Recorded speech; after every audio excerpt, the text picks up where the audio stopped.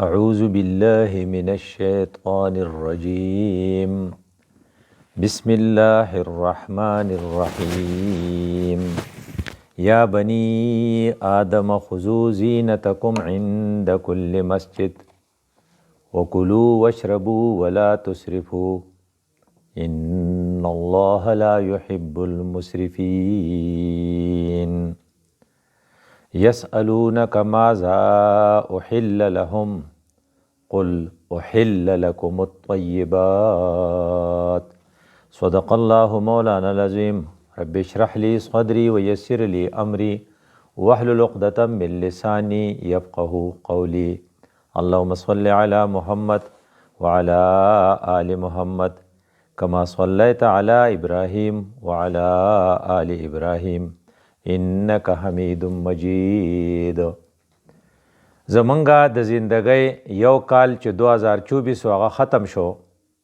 او 2025 شروع شو. د عامو خلقو د پاره د کال دا بدلیدل خو اسې صبح شام او سار کېدل او ماښام کېدل دي، د شپې او د ورځې د یو تېرېدل دي او هغوی دا په غفلت کې سیلیبریټ کوي چې مونږ به نیو ایر نایټ مناوو، جبکې اخیار خلق وی چې نه، دا د کامیابو او د ناکامو یو پروانه وه چې زمونږ د لاس نه لاړه او مونږ ډکه کړې ده، یا به د ناکامۍ په صورت کې او یا به د کامیابۍ په صورت کې. د یو حدیث مفهوم دا دی چې هر سار چې کله صبح طلوع شي نو هغه اعلان کوي چې زه خپل رب تخلیق کړی ما، ان دا ورځ چې دا اعلان کوي چې زه خپل رب پیدا کړی ما او زه نوی مخلوق ما او زه ستا په عمل باندې ګواه جوړېږم او زه چې نن تیره شم دا ورځ وي نو بیا به تر قیامته پورې چرته رانه شم. گویا کې د 2024 31 دسمبر دا اعلان کاو چې زه نن راغلی ما او زه ستا په عمل باندې ګواه ما او زه به تر قیامته پورې بیا چرته رانه شم. نو ته ویلی شې چې په کال کې 365 ورځې دي او موږ د 365 ورځو یو کتاب ولیکو چې په هغې کې 365 صفحې دي او هره صفحه زموږ د عمل نه ډکه ده. که هغه ښیي نو موږ ته پې حوصله میلاویږي او موږ د الله شکر ادا کوو. که هغه صفحې ګندی نو په 2025 کې موږ له پې پکار ده چې موږ پې استغفار ووایو او آینده نه کرنے کا اراده وکړو. هوښیار خلق خپل احتساب پخپله کوي او کم خلق چې انټرنل اډیټ کوي د هغې محکمې کامیابي په ظاهر دی چې بار د هغه سره اډیټ یا احتساب وشي. د دې وجې نه هر یو سړی به کوشش کوي چې هوښیاري چې زما 2025 د 2024 نه ښیي. دا یو روایت دی چې ډیر مشهور دی او ډیر د کار دی، د چا نن چې د پرون نه ښه نه جس کا آج کل سے بہتر نہیں وہ خسارے میں ہے. نو کم سړی چې په 2025 کې کردار د 2024 نه ښه نه نو دی تاواني دی. نو د تاوان نه د ځان بچ کولو دپاره مونږ نن په دې به سوچ کوو چې 2025 به څنګه تیرو او د هغې دپاره یو د قرآن د رسول الله صلی یو دعا ده، وجعل الحیات زیادة لی فی کل خیر. زما ربه زما ژوند داسې کې چې هر ژوند هر نیکسټ ډے زما د پرونۍ ورځې نه د خیر دپاره پکې اضافه شوي، کمی نه شوی. نو د خیر د اضافې دپاره زه چې پروګرام جوړ کړو نو لومبنۍ خبره دا ده چې موږ په آینده په 2025 کې چې کم کار د کولو دی نو د ټولو نه په ټاپ خبره دا ده چې موږ د خپلې کانې جایزه والو چې دا کانه څنګه ده. خوراک، د خوراک دپاره 3 سوالونه آپ کیا کھاتے ہیں، څه خورې؟ دویم سوال دی کب کھاتے ہیں، څه وخت خورې؟ او دریم سوال دا دی چې کیسے کھاتے ہیں، ته یې څنګه خورې؟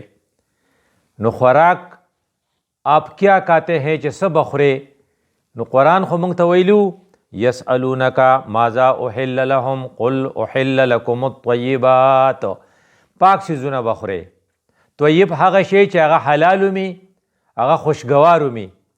نو که موږ په تیر کال کې ګنده څیزونه خوړلي نو په آینده کال کې به د وس نه اراده کوو چې موږ به طیبات خورو. وی هر هغه شی چې ستا د پټي نه راغلی او هغه ستا پټی هغه به زیات تر امکان دی چې دا به پاکي، او هر هغه شی چې د کارخانې نه راغلی یعنی په کارخانه کې تیار شوی د هغې زیات چانس دا دی چې هغه به ګندی، ستا دپاره به پوایزن یا زهري، ته به په ځان نه پوهېږي خو تاله به نقصان درکوي. وی مثال لا ته وایه، وی مثال ټماټر دی. هغه ټماټر چې ته د پټي نه راوړې او بیا هغه کټ کې او هغه بیا په خپله چکنۍ کې یا په خپل سلادو کې استعمال کې، دا طیب هم دی، دا پاک هم دی، دا تازه هم دی. خو هغه ټماټر چې هغه د کیچپ په صورت کې ته د ماټ نه راوړې، نو دا چونکې په کارخانه کې تیار شوی دی، دا د ډیرو لاسو نه وتی دی، نو دا ستا دپاره خطرناک دی. نو زما ستا دپاره ښه خوراک د خپل پټي د شړشمو ساګ دی، د ملخوزو ساګ دی، د خپل پټي ټماټر دی، د خپلو باغونو سبزي ده، او د خپل کور چرګ دی چې هغه تا په خپل لاس حلال کړی. د دې وجه نه چې که ته د دوکان نه ورید شوی چرګ راوړې او هغه تا ته دوباره ری بوایل کوې ضروري، نو میبي چې دا مرداري، او میبي چې دا غوښه چې ته کومه استعمالوې دا د خرۍ او یا د سپي ډېرې موقعې باندې خلق په دې نیولی شوی دی. نو زه چې خپل خوراک پاک کو، ځکه چې الله وایي چې تاسو به احل لکم الطیبات، او طیبات په خوراک کې به موږ هم کیا کاتے ہیں، نو موږ به هر هغه شی خورو چې زموږ په پلانټ بوټي ته م وایي او پلانټ کارخانې ته م وایي، دلته یې پلانټ ولګاو. نو د کم پلانټ چې د بوټي په صورت کې د هغې نه موږ تحصیل شوي هغه به خورو، او کم پلانټ نه چې راوتی شي د کارخانې نه راوتی شوي موږ به ایوایډ کوو. د مشین سے بنی ہوئی غذا دا اکثر زموږ دپاره پوایزنسي، دا به نه خورو، ځکه چې الله تعالی موږ ته ویلي چې تاسو به پاک سیزونه خورئ. او د هغې مثال موږ د ټماټر ورکو. نیچرل سیزونه چې کم خلک خوري د هغې خلقو صحت ښي او د هغې روح پم پاکي، او کم خلک چې ان نیچرل سیزونه خوري نو هغې روح دومره ګنده شي چې بیا ورته هدایت نه ننوځي. راځئ چې په 2025 کې خپله کانا پاکه کو. دویم دا چې آپ کب کاتے ہیں، څه وخت خورې؟ نو هغوی چې زه خو سهار هم خورم او 10 بجې هم خورم، بیا یو بجه هم خورم، بیا ماښام هم خورم. نو وی خبر نه یم، خو قرآن کې دی د صورت اعراف آیات دی، یا بنی آدم خذو زینتکم، د آدم زویا کپړې ښکلې واچوه. زینتکم هغه کپړې باچې چې پای کې ته ښکلی ښکارې، باعزته پکې ښکارې، باوقاره پکې ښکارې، او په هغې کې ته کنجر هم نه ښکارې او لو کریکټر والم نه ښکارې. او بیا دا خبره چې جومات ته به ځې او مونځ به کوې عند کل مسجد، خو بیا ورپسې دا دی چې کور ته راشې او یا ډایننګ هال ته لاړ شې نو وکلو وشربو، خوراک به کوې خو ولا تسرفو، زیاتی به نه کوې. نو وایي چې د نن سبا مخلوق اکثر نوجوانان خصوصا د خوراک عادت شوي دي، هر وخت د بیزې په شان شخون وخي، او کم خلق چې هر وخت شخون وخي د هغې معدې خرابي او د هغې خېټې غټي، د هغې بلډ پرشر زیاتي، د هغې کولیسټرال ښایي، هغې ته شوګر کیږي. نو خوراک به ډېر نه کوې. وی څه وخت به خوراک کوم؟ د حدیث مفهوم دا دی چې څه وخت وږی شي نو خوره. نو وی څه وخت به بس کوم؟ وی چې لا موړ نه یې. د دې نه دا پته لګي چې کوم خلق ډرقې کوي نو دا خلق ښه خلق نه دی، دا الله تعالی ډرقې خوښ نه وي، او ډرقي ته به خبره نه رسې نو خورې به، او په هغه ټایم به خورې چې ښه وږی شي. او مناسب دا ده چې په ورځ کې 2 پیرې صرف کانه کې، ځکه چې د کانې د استعمال دپاره کم ایکسرسایز او کم محنت پکارو ناغم ختم شوی دی. نو د کانې نه علاوه بل کار چې زما ستا په ذمه دی چې ایکسرسایز به کوې. ایکسرسایز دا چې تا ته پوخا چې آواز وکړو نو ته به د کور نه راووتې، دروازې ته به رالې، نو ایکسرسایز به دې وشو، هغې سړي سره به دې خبرې وکړې، بیا به واپس لاړې. اوس کو ستاسو ټلی څوک آن کی او ټلی بجاو کی، نو ته به بیا بټن دباو کې، په سکرین به د هغه تصویر راشي، د هغه سره به د بیډ نه خبرې وکړې، او راتلو او خطو ته او کوزېدو ته پکې ضرورت پاتې نه شو. د دې وجې نه ستا د ایکسرسایز دغه اپرچونټي یا د موقع چې وضایع شوه، ته به په کټ کې پروت په بله ډډه به واورې، نو ورځ تر ورځه به خېټه ورکېږي. بیا دا چې تا ته به دا چانس و چې ته په بسه یا په ګاډي کې رالې، نو کور ته به چې بیا تلې نو پیاده به تلې، نو اوس په موټر سایکل سورې، نو د خپل دروازې پورې په موټر سایکل ځې او ټولې کوڅې دې د موټر سایکلو د ډراري نه او د هغې د شور نه او د هغې د ګن نه او د هغې د اکسیډنټو نه ډکې کړې هر چا سره غمي خصوصا ضعیفانو سره چې څه وخت به هلک موټر سایکل راولي او ما به پې وخي یا به مې لاس ماتېږي یا خپه نو حالات ډېر زیات خراب شو د دې وجې نه ځکه چې پیادت لږ کم شو پخوا به خلق پیاده تلل نو هغې به اکسرسایز کېدو خلقو چې به لامبل نو یا خو به یې لامبو وخله نو اکسرسایز به یې کېدو او یا به یې د بالټي نه اوبه په دغه کې راغستې په جام کې راغستې په ځان به یې اړولې نو د دې اوږو اکسرسایز به یې کېدو اوس چې کله شاور ته ودرېږې نو تا ډوډکېږې نه بیا لمبلي دي نو اکسرسایز ختم شو د الله تعالی زنده خلق خوښي نو ستا ذمواري دا ده چې ته به اکسرسایز کې چې زیاته خورې زیات ودی او زیات ناسې د اکسرسایز خلاف ویډیو گیمز راووتل د دې وجې نه نوجوانان په کټ کې ناستې ویډیو گیمز کوي نو هغه څه کوي چې ګراونډ ته ځي او چې ګراونډ ته نه ځي نو ورځ تر ورځه سستېږي ورځ تر ورځه غټېږي ورځ تر ورځه خېټه ورکېږي او صحتونه یې خرابېږي او د هېڅ کار نه زما ستا ذمواري په 2025 کې دا ده چې کم از کم 30 منټ 25 منټ سار او 25 منټ او 30 منټ ماښام به اکسرسایز کې الو به د شپې اوده کېږي چې مخکې دې واک کړی او الو به د ورځې خپل کارونه شروع کوي چې سار دې واک کړی او د هغې بهترینه طریقه دا ده د نارینهو دپاره چې هغې به هر مونځ په جومات کې کوي او که جومات ترې لرې نو هغې ته به ښه په برسک واک ورته وایي وی برسک واک څه ته وایي وی چې د سړي نه رکات کېږي سړی په کم سپیډ رواني دا د صحت دپاره هم ښه ده د آخرت دپاره هم ښه ده ځکه په هر قدم به درته نیکي میلاویږي نو راځئ چې په 2025 کې اراده وکړو چې یو خو به خوراک ډیر نه کوو او یو به خوراک په ټیم کوو او بل به اکسرسایز کوو او د اکسرسایز دپاره د مانځه چې 5 مونځونه په موږ کوم فرض دي دا به په جومات کې کوو په اول سب کې به یې کوو چې زونم تیز تیز بزو او د هغې دپاره به قدمونه مختصر اخلو چې زموږ نیکۍ هم بړاو شي او زموږ صحت هم ښه شي بل یو کار چې موږ له په 2025 کې پکار دی موږ نه کوو هغه دا چې د اوبو قدر نه کوو اوبو وجعلنا من الماء كل شيء حي الله وی ما د اوبو نه ټول څیزونه ژوندي کړي دي او کوم ځای چې اوبه نه وي هلته ژوند نه نو کومې سیارې چې اوس د انسان ورته اپروچ دی ورسي ورته لکه سپمۍ ته تللی دي مریخ ته تللی دي خو مسله یې چې اوبه نشته او الله تعالی دې ځمکې ته چې انسان را لېږو انی جاعل فی الارض خلیفه په دې سیاره به ته اوسې ځکه دلته ما تاله اوبو نو د اوبو خو قدر پکار دی چې څښا نشي د اوبو قدر پکار دی چې ضایع نشي خو اوبه به څکل غواړي وی اکثر خلق اوبه نه څکي دا د هوښیارو خلقو فارموله ده چې پانی پینے کے لیے پیاس کا انتظار نہ کر اور میڈیکل چیک اپ کے لیے بیماری کا انتظار نہ کر څو پورې چې ناجوړه شوی نه نو ډاکټر صاحب له نه ځې حالانکه په کال کې یو پیره تاله خپل بلډ پرشر خپل شوګر بلډ یوریا یورین چیک کول پکار دي چېرته نقصاني چې هغه په ابتدا کې ته د هغې غور وکړې دغه رنګې ته اوبه څکې به نو اوبه څکل ډېر ضروري دي وایي چې د 5 نه واله تر 8 ګیلاسو پورې اوبه روزانه هر انسان لسکل پکار دي نو کم ځای ته چې لاړ شي کله چې موقع میلاو شي تاله پکار دي چې هغه اوبه چې هغه ګرمي په ژمي کې هغه اوبه چې هغه بایل شوي او هغه اوبه چې د هغې ټیسټ ښیي او سمپل سیرپ اوبه د اوبو د څکو مقدار به زیاتو په 2025 کې موږ به خیال کوو چې چېرته زموږ د اوبو کمی را نه شي او بیا اخري خبره په دې حواله چې ماهرین کوي او قرآن هم ویلی دي هغه دا چې ته به په دې 2025 کې که د خپل صحت احتیاط کې نو هغه دا ده چې ته به کوشش کې چې ته به خوب خپل پوره کې وجعلنا نومکم سباتا ما ستاسو خوب ذریعه د آرام ګرځولې ده په د دې مقابله لا تر اوسه پورې چا ونه کړه دا یو داسې اصول دي چې کم سړی 6 غنټې یا 8 غنټې کار وکړي او ستړی شي نو داسې ستن داسې ګولی داسې دوایي نشته چې هغه ته وخورې او ته دمه شي د دمه کېدو دپاره به ته آرام کې او د آرام بهترینه طریقه خوب دی چې ته اوده شې نو ته به تازه شوی نو کم خلق چې لیوني نو هغې نه اوده کېږي نو ډاکټران صاحبان هغې له داسې دوایي ورکوي چې اوده شي نو خوب د خدای په نعمتونو کې یو غټ نعمت دی نو هوښیار خلق چې هغې خپل خوب پوره کوي او د خوب دپاره ساینسي طور بهترین ټایم چې دی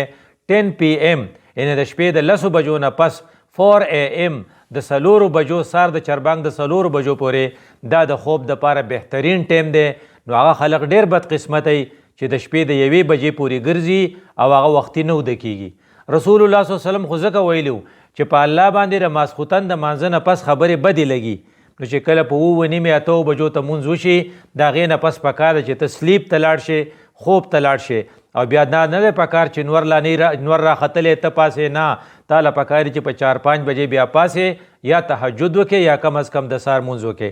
نو کله چې ستا خوب پوری نو بیا به ستا صحت ټیکي او ته به کوشش کې چې د خپل خوب دپاره ټیم ښه والې، هغې دپاره ارلی ټو بیډ ارلی ټو رایز، وختي وده کېدل او وختي پاسېدل. د هغه قوم تبای، هغه قوم لکه څنګه چې لاهور، کراچۍ یا په سواړی یا په بونیر کې ځای په ځای د شپې د 1 بجې پورې بازارونه او یا د خوراک ځایونه کولاوي، ته پوه شې چې دا قوم تباهۍ طرف ته روان دی. هغه قوم ګټه کوي کم قوم چې وختي وده کېږي او بیا سهار وختي پاسي. او چونکې د روټۍ نه فوراً بعد وده کېدل مناسب نه دي، نو پکار ده چې ته ډینر چې ورته وایي یا د ماسخوتن خوراک داسې وخت کې چې د هغې نه پس تا ته 2 غنټې ټایم وي چې ته وده شې. نو که د ماسخوتن د مانځه نه مخکې ته روټۍ وخورې او د هغې دپاره د ماسخوتن مانځه په تلو راتلو کې پای کې تا خپل واک هم پوره کې، بیا چې ته وده کېږې نو ستا د هغې روټۍ ټایم شوی، دا به ستا د صحت دپاره ښایي. په ځای د دې چې ته په 10 بجې روټۍ وخورې او په باندې په 10 پې ور واوړې، بیا به ستا خوب خرابي. نو دا یو 5 خبرې موږ له پکار وې. نمبر 1 کانا، نمبر 2 پینا، نمبر 3 سونا او نمبر 4 اپنے صحت کا خیال رکھنے، ایکسرسائز کرنا سے ایکسرسائز کرنا. او نمبر 5 کانا کم کانا اور پانی زیادہ پینا. دا یو 5 خبرې به انشاءالله په 2025 کې کوو. که ځان سره اوس حساب وکړو ورنه ټول به وایي چې په یو دکان دومره ګڼه نه، لکه څومره چې د کبابو په کړي ګڼئ یا څومره د دوایانو په دکان ګڼئ. د هر چا په کور کې دوایانې پرتې دي، ځکه چې خلک په خوراک کې احتیاط نه کوي، په خوب کې احتیاط نه کوي. او هر هغه سړی چې هغه وده کېږي هغه له پکار ده چې ټینشن فری وده شي. او ټینشن فری به ال وده کېږي چې کله ماسخوتن دې سملي نو د خوب دواګانې ووایي او بیا ټول خلق معاف کړي. کوم صحابي باره کې چې رسول الله ویلي چې دا جنتي دی، نو هغه بل صحابي پسې لاړ شه ورسره اوسېدو، چېرې ستا په عمل کې څه زیاتي خبره زه وینم، هغه وی نور را پکې څه نشته، خو هر ماسخوتن چې وده کېږم نو ټول مخلوق معاف کم.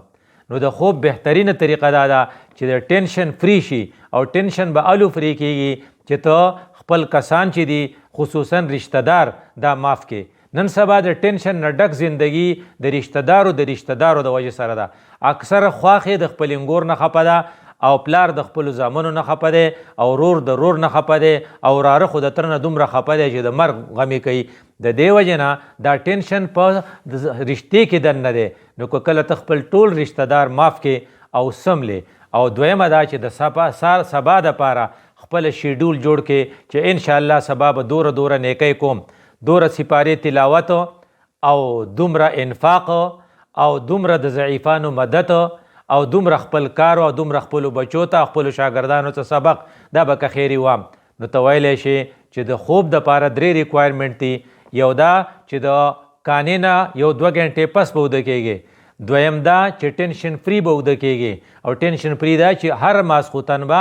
ټول خلقو ته د زړه د اخلاصه معافي وکړي. او دریم دا چې د سبا دپاره به منصوبه بندي وکړي. د الله رسول موږ پوه کړي یو چې که ته خپل زندگی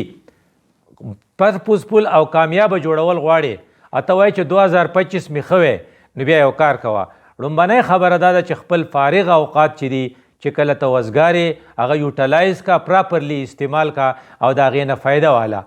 نو رسول الله صلی الله علیه وسلم ویلي چې فراغک قبل شغلک، چې کله ته په لار روانې او لار بندی نو دا وس ته وزګارې. نو کله چې ته په ګاډي کې روانې او ټریفک بلاکې نو دا وس ته وزګارې. او کله چې ته په ویټینګ روم کې ناست او بس لا نه راغلی، ټرین لا نه راغلی، نو دا ته اوس وزګارې. نو په دغه وخت پراپرلی استعمال کا. وی څنګه استعمال کم؟ وی درود درځي نو درود شریف وایا، وی کلمې درځي نو هغه وایا، سورت یاسین درځي نو هغه وایا. موبایل د سره شته نو که پای کې تلاوت نو تلاوت وکړه، او که پای کې څه لیکچري نو هغه واوره. که څه هومورک د سره پاتې او کمپیوټر سره نو چې څو پورې روډ نه آزاد شوی تا به دا کار کړی. ځکه فراغه که قبل شغلک، چې کله ته فارغ شې نو بیا دا فارغ د فراغت تا ټایم په صحیح طور استعمال کا. نو چې کله ته وزګارې یا باران او ته کار له نشي وته نو دغه ټایم پراپرلی استعمال کا. نو یو ذکر دی یو فکر دی او یو څه کار کول دی د چا هیلپ وکړه. نو چې ته کله په ګاډي کې روانې او روډ بلاکي ولې د پلانې ګاډی پنچر شوی دی نو په ځای دی چې ته خبرې کوې نو کوز شه د هغه سره پنچر بدل کا. هغه کو په ټیر بدلول نه پوهېږي نو ټیرو سره بدل کا. کو هغه پوش نشي ورکولی نو ګاډي له وله دکه ورکړه چې سټارټ شي نو دا به ته یو د نیکۍ کار وکړې. نو راځئ چې په راتلونکي کال کې دا اراده وکړو چې کله را سره ټیم یې وزګار یو د دې نه به فایده لو. هر هغه کار به کوو چې هغه زموږ د آخرت دپاره او د نورو خلقو د خدمت دپاره سوټي او مناسبي او موږ ته د هغې نه فایده میلاو شي. دویم کار چې موږ ته رسول الله صلی الله علیه وسلم ښوولی هغه دا ده چې راځئ چې په 2025 کې دا وکړو چې کله زموږ سره پیسې دا پیسې به ټول عمر نه دا کاروبار به ټول عمر داسې نه چلیږي دا کارخانه به داسې کامیاب نه وي د بجلي دا ریټونه به داسې نه او دا زموږ دا دکان به داسې نه چلیږي او دا زموږ دا کلینیک به داسې نه دا غنا ده دا به ټول عمر نه نو غنا کا قبل فقرک پتا چې زوال راځي پتا غریبي راځي اوس امداد وکړه. د دې وجې نه ستا سره چې کومې پیسې دي د دې نه میکسیمم پیدا واله. نو په دې تیکو خوړلو په ځای چې ستا یو رشته دار انسولین ضرورت نو انسولین ونه پوره کا او چې ستاسو په جومات کې د بجلی بل څوک نشي ورکولی دا پیسې هلته شفټ کا او ستا کومه خور چې هغه د خاوند د کور نه غریبه مرور راغلی ده د هغې ضروریات پوره کا او ستا کم ترور چې هغه غریبه کونډه شوې ده او د هغې څوک نشته د هغې ضرورت پوره کا او ستا ګاونډي چې د هغې کره نه بجلي شته او نه کره ټیوب ویل شته د هغې ضرورت پوره کړه د خپل غنا نه فایده واله. چې ستا سره کومې پیسې دي نو په دې هوایي ډزې کول یا په دې ډېر شی بلپونه لګول په دې ډیکوریشن کول دا ستا لپاره تباهي ده. دا پیسې په 2025 کې کو د خپله زندګي داسې کړه چې دا پیسې دې د چا د خیر دپاره ولګولې نو دا به ته 2025 به ستا د 2024 نه زیات قیمتي شي. دا موږ ته رسول الله چل ښوولی و وغناکا قبل فقرکا. او دریم چل موږ ته رسول الله صلی الله علیه وسلم دا ښوولی و چې کله ته ځوان ته په جوش کې نو ستا د جنګونو د وجې نه رشتې ورانې شوې تره تا خفه کو سخر تا خفه کو ښځه تا خفه کړه ځکه ته خو په جوش کې نو دا شبابې که قبل حرمک ته خیال ساته ته به یو پیره بوډا کېږي نو د دې شباب نه فایده واله. که تا د بوډاګانو امداد وکړو تا د ناچارو امداد وکړو تا خلقو ته ځان ورساو ځکه ته ځوانې نو ستا خپې چې دي پنډۍ عربۍ کې حدیث کې ته ساقی کوئ ستا را پنډۍ مضبوطې دي دا استعمال کا په منډه چا پسې ورشه او د هغه هیلپ وکړه او ستا لاسونه مټې مضبوطې دي نو عربۍ کې دې ته زراعی وي نو زراعی کا نو که څوک کرتاو شوي نو دا خپل مټې د هغه دپاره استعمال کا او لږې اوچت کا نو سپورټ ورکا. نو د چا سره سودا که یو سړي اغوستي او سورلی ته یې نشي خیجولی نو سوزکي ته او یا ډاټسن ته د هغه سره بوجۍ وخیجوه زراعی کا استعمال کا ځکه چې ته په دې وخت کې مضبوط یې نو ته شباب کې او دا شباب ستا چې دی دا ځواني دا که ته د جنګونو دپاره استعمالې دا ته زیاتې کې بلکې دا ته د خیرونو دپاره استعمال کا ځکه دا ځواني به ستا همیشنی. او یو زیری تاله درکړی چې که تا په ځوانۍ کې د یو بوډا او د یو مصیبت رسیده سړي امداد وکړو نو چې کله ته بوډا شې نو الله تعالی به یو سړی تاله مقرر کړي او هغه به بیا ستا امداد کوي. او چې کله ته روغې صحتک قبل مرض قبل سقمک لا بیمار شوی نه نو اوس روغې نو ټول عمر به روغ نه بلډ پرشر درته ولاړ دی هارټ اټیک درته تیار ولاړ دی د کینسر اطلاع راځي ځکه موبایل استعمال ډیر دی د دې نه ریډیشن کیږي او اکثرو خلقو ته اوس کینسر بیماری شروع شوي دي خصوصا برین ټیومرز دا دې وجې نه چې موږ د وخت را موبایل ډیر نیولی او د هغې نه دا شواګانې ځي او هغه ورانې کوي نو چې کله دا ورانې ډیر شو نو یو پیره به باندې دا زیری کیږي نو د خپل صحت نه پیدا واله کم کمزوری خلق کم بیمار خلق چې دی هغې ته ځان ورسوه او خپل کارونه په خپله باندې وکړه به هر هغه کار کوه چې په هغې کې فزیکل انوالمنټ نو پیاده ډیر ګرځه خلقو ته ځان رسوه همیشه په موټر سایکل باندې مه ګرځه نه په موټر کې بلکې د دې خپل صحت نه پیدا واله کوشش کوه چې مینول کار کې. او بیا آخري خبر رسول الله دا کړې وه چې وحیاتک قبل موتک کیدای شي چې بله ورځ مړ شي دا ژوند به دې ټول عمر داسې نه وي د دې خپل ژوند دپاره ته کوشش وکړه د دې نه میکسیمم پیدا والې او د دې نه میکسیمم پیدا دا ده چې د خدای مخلوق ته خیر ورسوه د خدای خالق چې ستا کم دی د هغه عبادت وکړه چې هغه د نه رضا شي مخلوق ته نه رضا شي. دا یاد ساته چې د ستا د حیات چې دی دا په څه تباه کېږي؟ دا په بې پیدو کارونه تباه کېږي. نو خو خلق چې دی د هغې صفت څه دی؟ هم عن اللغو معرضون. چېرته بې پیدې کارونو کې وخت مه ضایع کوه. تاشوب مه کوه، تورب هم مه کوه، کیرم بورډ هم مه کوه، ګوته هم مه کوه، او هغه کار چې پای کې نه ستا دنیا پیدی نه پکې د آخرت پیدی، د هغې نه ځان ساته. هغه مجلس چې پای کې ټوله ورځ غیبت کېږي د هغې نه ځان ساته. ورنه ستا را کتاب 365 صفحې په 2024 کې تیار شوی، اوس بل تیارېدو والی 2025 کې. نو هغه 2024 والا غلطو باندې معافي وغواړه او په 2025 کریکشن وکړه چې ستا دا کتاب چې دا نوی کم تیارېدو والا دی چې په دې کې لغویات نه او ستا ټول سوچ دیته ولتنظر ما قدمت لغد چې سبا له مې څه لیږلي دي، آخرت له مې څه لیږلي. په دې کار کې به برکت پکاري او برکت الو راځي. ډېرو خلکو سره پیسې ډېرې او آمدني ډېرې، خو برکت پکې نه، نه پریشانئ. د دې وجې نه هغوی الماری د څه نه ډکي؟ د ګولو نه ډکي، ډایزیپام، لیګزینیم او ټریپټینال او پروتایډین، دا سره ډېر شی پراته. دا ولې؟ د هغې په زندګۍ کې برکت نه. نو که ته وایې چې زما په زندګۍ کې د برکت شي، نو د برکت لپاره یو خبره دا ده چې د ګناهونو نه ځان ساته. ځکه چې ولو ان اهل القرى